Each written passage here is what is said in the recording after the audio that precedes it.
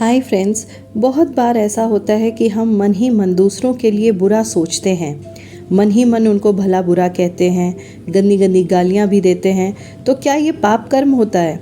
मन में सोचने से तो किसी का नुकसान नहीं होता, फिर ये पाप कर्म कैसे हो जाता है?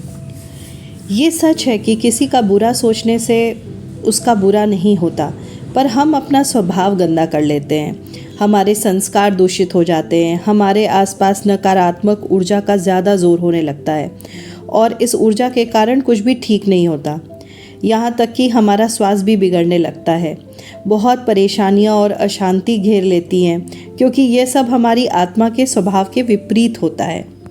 दूसरी बात ये कि दूसरों का बुरा सोचते सोचते एक दिन हम भी बुरा करने लगते हैं, क्योंकि किसी भी बुरे काम का आरंभ बुरी सोच से ही होता है। अगर इस समय जब हम अपने मन में ये बुरी बातें सोच रहे हैं, अगर इसे रोक लेंगे तो आगे कोई कर्म निर्मित नहीं होगा, वरना सारा कष्ट हमारे शरीर और आत्मा को झेलना पड़ेगा। ये शरीर हमें परमात्मा ने दिया है इस पवित्र आत्मा के रहने के लिए, तो ये पाप हुआ कि नहीं हुआ? चलिए इस बात को हम एक उदाहरण से समझते हैं। यदि हम नदी में एक कटोरा मिट्टी डालकर देखें तो हमें लगेगा कुछ नहीं हुआ, पानी तो बिल्कुल साफ है।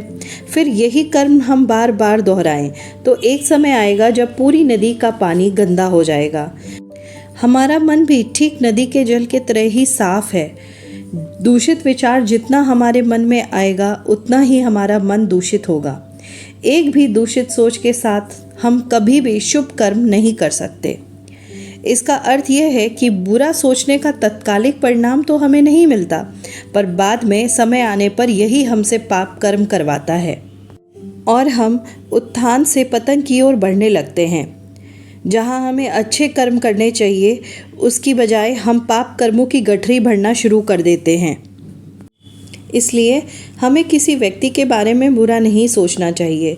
अगर कोई व्यक्ति हमारे साथ गलत भी कर रहा है तो भी हमें उसके बारे में कुछ भी गलत नहीं सोचना चाहिए, क्योंकि यदि हम गलत सोचेंगे तो शायद कहीं ये सोच हमें इस बात की प्रेरणा दे दे कि हम उसके साथ कुछ गलत कर दें और अपने पाप कर्म को इकट्ठा करें। इसलिए गलत सोचिए भी नहीं।